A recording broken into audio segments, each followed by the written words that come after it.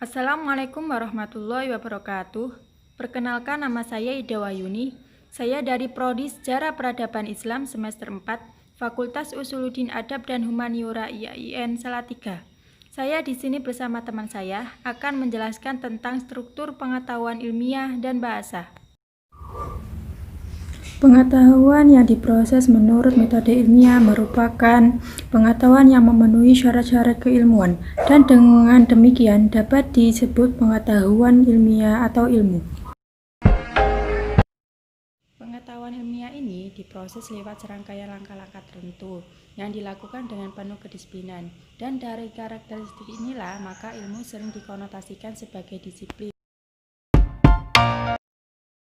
Ilmu merupakan kumpulan pengetahuan yang bersifat menjelaskan berbagai macam gejala alam yang memungkinkan manusia melakukan serangkaian tindakan untuk menguasai gejala tersebut berdasarkan penjelasan yang ada. Contohnya, banjir yang disebabkan oleh pohon yang gundul.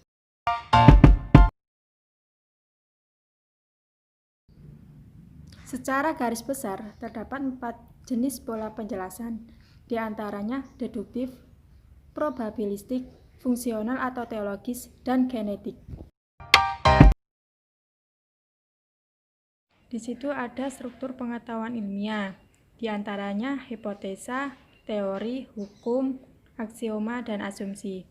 Di situ juga ada penjelasannya sendiri-sendiri, bisa kalian baca.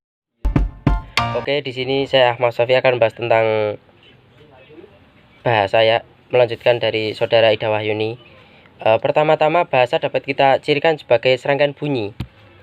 Dalam hal ini kita mempergunakan bunyi sebagai alat untuk berkomunikasi. Itu sebenarnya bisa berkomunikasi dengan menggunakan alat-alat lain, umpamanya saja dengan memakai berbagai syarat. Yang kedua, bahasa merupakan lambang di mana rangkaian bunyi itu membentuk suatu arti tertentu.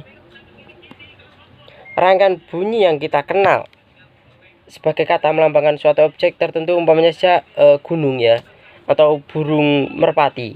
Perkataan gunung dan burung merpati itu sebenarnya merupakan lambang yang kita berikan kepada dua objek tertentu atau tersebut. Kemudian kita ke keunikan manusia. Keunikan manusia sebenarnya bukanlah terletak pada kemampuan berpikirnya, melainkan terletak pada kemampuan berbahasa. Bahasa memungkinkan manusia berpikir secara abstrak, di mana objek-objek yang faktual tidak berada di tempat di mana kegiatan berpikir itu dilakukan. Binatang mampu berkomunikasi dengan binatang yang lainnya, namun hal ini terbatas selama objek yang dikomunikasikan itu berada secara faktual waktu proses itu dilakukan. Tanpa kehadiran objek secara faktual, maka komunikasi tidak bisa dilaksanakan. Adanya simbol bahasa yang bersifat abstrak ini memungkinkan manusia untuk memikirkan suatu secara berlanjut. Demikian juga bahasa memberikan kemampuan untuk berpikir secara teratur dan sistematis. Transformasi objek faktual menjadi abstrak atau menjadi simbol abstrak yang diwujudkan lewat perbendaharaan kata-kata ini dirangkai oleh tata bahasa untuk mengemukakan suatu jalan pemikiran atau ekspresi perasaan. Terus kita lanjut ke aspek dalam bahasa. Aspek dalam bahasa itu ada dua ya. Yang pertama itu ada aspek informatif, kemudian ada aspek emotif. Kedua aspek tersebut tercermin dalam bahasa yang kita pergunakan. Artinya, kalau kita berbicara maka pada hakikatnya informasi yang kita sampaikan mengandung unsur-unsur emotif. Demikian juga kalau kita menyampaikan perasaan maka ekspresi itu mengandung unsur-unsur informatif. Kadang-kadang hal ini dapat dipisahkan dengan jelas seperti musik.